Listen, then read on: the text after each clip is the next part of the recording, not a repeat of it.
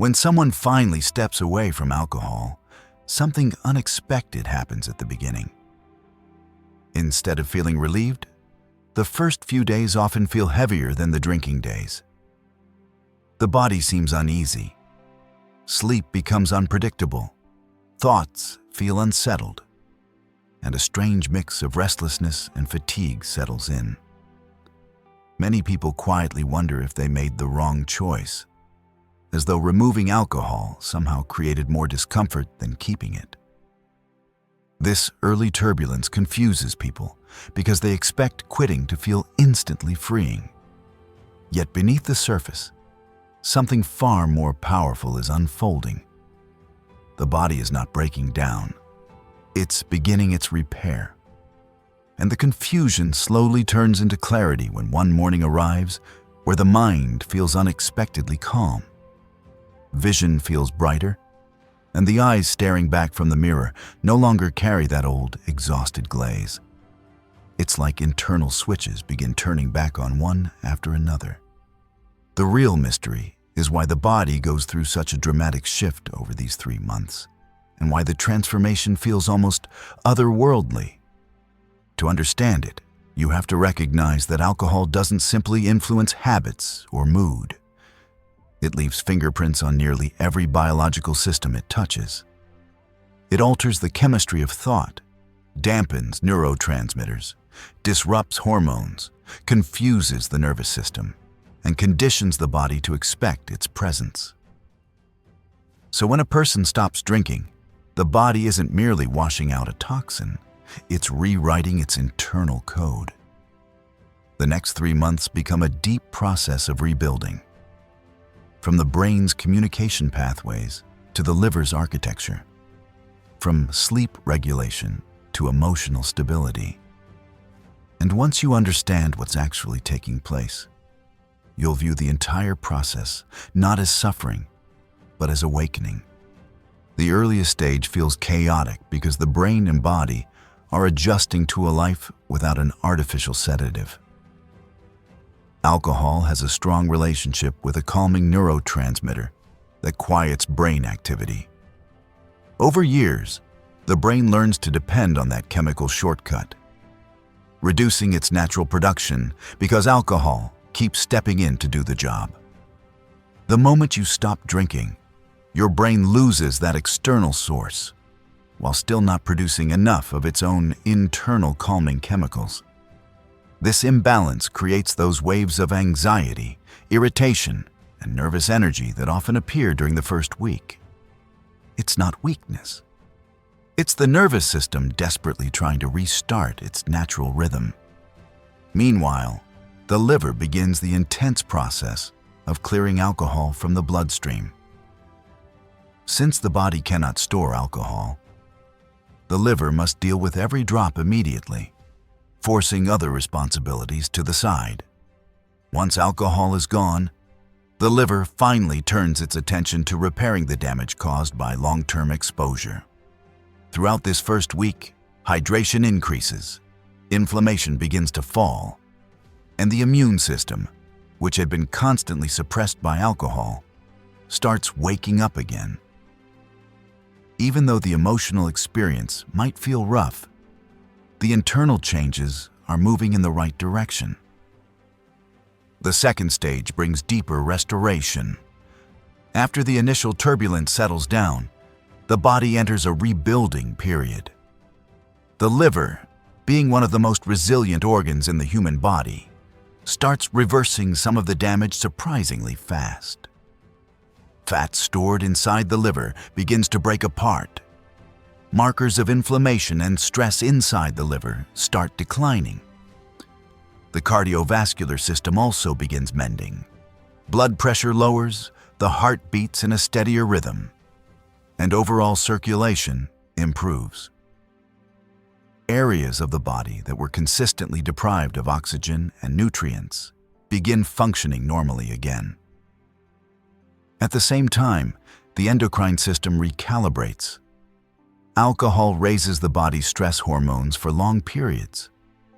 Without alcohol in the picture, those hormones begin dropping toward healthy levels. the result is deeper rest, better recovery after physical activity, and more stable emotional responses. People often notice they start losing weight more easily, not because they are trying harder, but because the body is no longer being pushed into stress mode every day. Then there is dopamine, the chemical behind motivation, anticipation, and reward. Alcohol artificially floods the brain with dopamine, creating an exaggerated sense of pleasure. But the brain, overwhelmed by these artificial surges, becomes numb to them. Everyday life feels flat because the brain cannot feel normal levels of joy anymore. After a few weeks without alcohol, this begins reversing. The dopamine system starts waking up and sensitivity slowly returns. Moments feel more vivid. Humor lands differently. Motivation rises. Life regains color. By the end of the first month, there is a noticeable shift. People start recognizing their old self again, the one buried beneath exhaustion, stress, and the constant need to recover from drinking. But this is just the beginning, because the second month brings one of the most extraordinary changes. The brain starts rebuilding itself structurally. Chronic drinking shrinks the brain region responsible for discipline, planning, and thoughtful decision-making. When someone stops drinking, that part of the brain begins growing again. Connections strengthen, gray matter increases, and mental clarity expands. This biological rebuilding explains why many people suddenly feel sharper, more creative, more organized, and more capable during the second month without alcohol. These improvements are real, measurable, and deeply impactful. Memory also improves as the brain's memory center begins recovering. Alcohol disrupts this area heavily, making it easy to forget small details or misplaced thoughts. Without alcohol, memory pathways reconnect, helping people think faster, recall more clearly, and process information with ease. During this time, the digestive system repairs itself too. Alcohol weakens the intestinal barrier, allowing unwanted substances to leak into the bloodstream. This triggers inflammation, discomfort, and fatigue. After several weeks without alcohol, the gut lining begins healing. The environment of the digestive tract becomes balanced again, and nutrient absorption improves dramatically. This is why energy levels rise so noticeably. Your body is finally getting the nutrients it needs.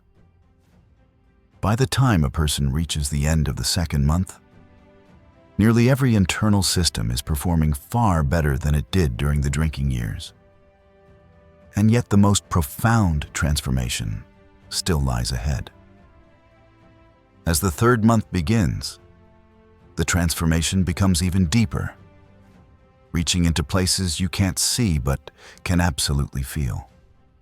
By this point, your organs have caught up. Your nervous system is stabilizing, and your hormones are settling into healthier rhythms. Now the brain steps into the spotlight again, reshaping the circuits that influence identity, behavior, and emotional balance. The calming and stimulating systems inside your nervous system, which alcohol had been pushing out of balance for so long, finally return to harmony. The brain is no longer bouncing between artificial sedation and artificial stimulation. Instead, it finds its own natural rhythm again, one that doesn't rely on alcohol to feel normal. This is the stage where stress stops feeling like a constant undertone. Emotional reactions soften.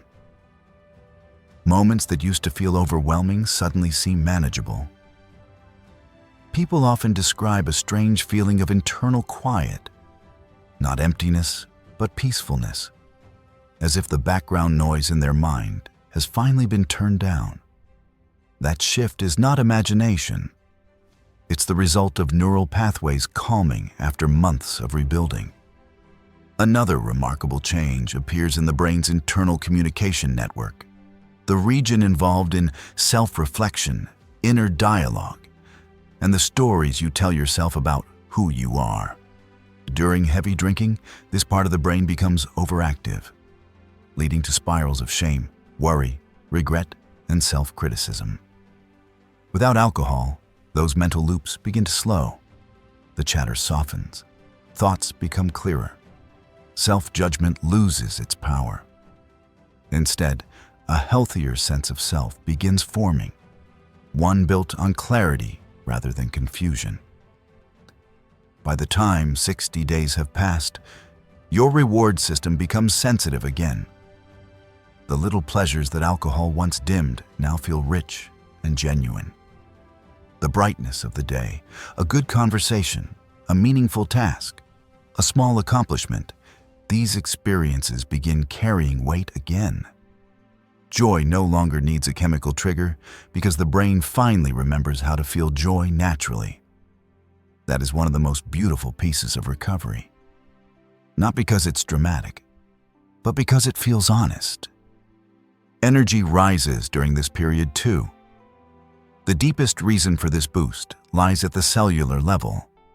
Alcohol weakens the tiny power centers inside every cell, leaving the body functioning at reduced capacity. After several weeks without alcohol, those energy factories multiply and strengthen. More energy gets produced even without extra effort. This is why people often describe feeling lighter, more alive, more physically capable than they have in years. For some, it feels like being handed back the energy they didn't know they had lost. As the third month continues, the body does something even more surprising. It begins to trust you again. The immune system grows stronger, hormones reach stable patterns, muscles repair themselves more efficiently, and the brain's electrical activity settles into healthier rhythms. The body is no longer trying to protect itself from the daily assault of alcohol.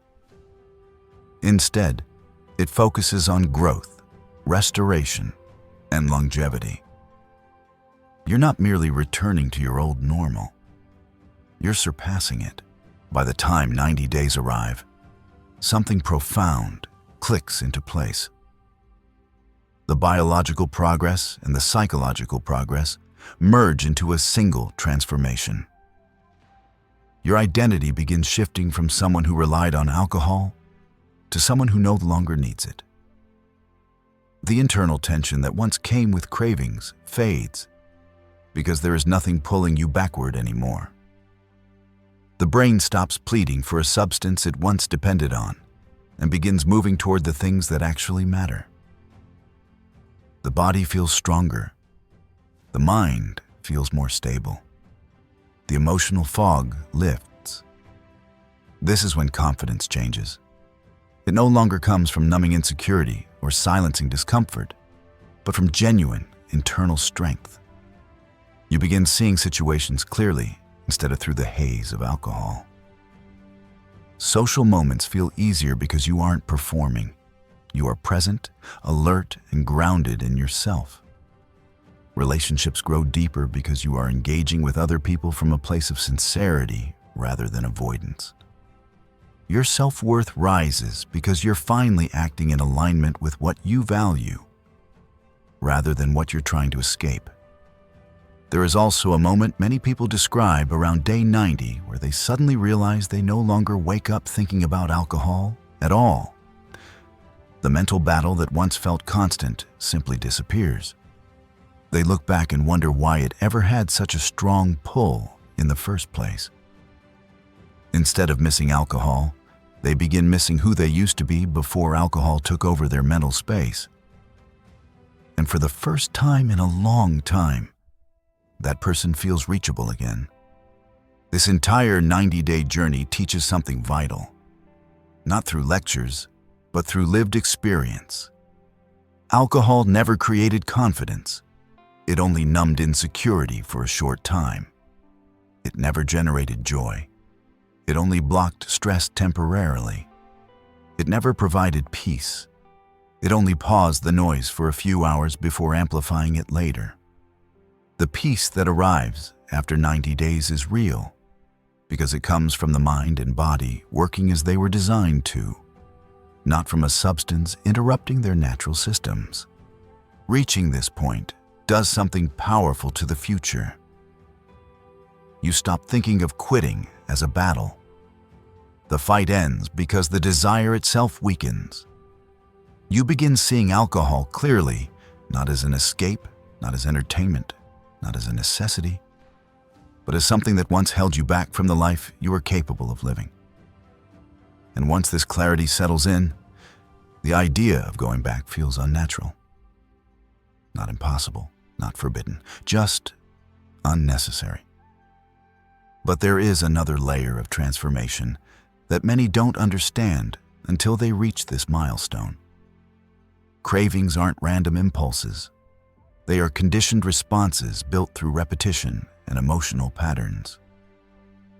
When you learn how cravings form, how they attach themselves to certain moments or feelings, and how to dismantle the internal triggers that feed them, you gain a kind of freedom that feels permanent. There is no fight, no tension, no internal battle. The craving simply stops appearing because the mental wiring behind it has been dismantled. That's why understanding cravings becomes the next step after reaching 90 days. The goal isn't to remain strong forever. The goal is to remove the need for strength entirely. Real freedom comes when drinking isn't a temptation at all. When the thought of alcohol carries no emotional weight. When your identity has shifted so deeply that the person you used to be feels like a distant memory rather than a threat waiting to return. When you reach this point, you no longer define your progress by how far you've come, but by how naturally you're living now. You wake up with energy that feels honest. You move through your day with a clear mind.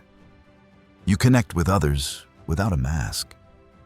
You end your nights feeling content rather than drained. And somewhere along the way, you realize that the real transformation wasn't quitting alcohol. It was reclaiming your life. If you choose to continue beyond 90 days, the benefits expand even further. The brain keeps strengthening. The body keeps optimizing. Emotional stability becomes the new baseline rather than the exception. You become someone who no longer depends on a substance to feel safe, confident, social, or relaxed. You become someone whose mind and body work together rather than against each other. And when that happens, you finally discover what life feels like when you're not just surviving the effects of alcohol, but actually living without its shadow. That is the point where freedom becomes effortless, and a new version of you becomes permanent.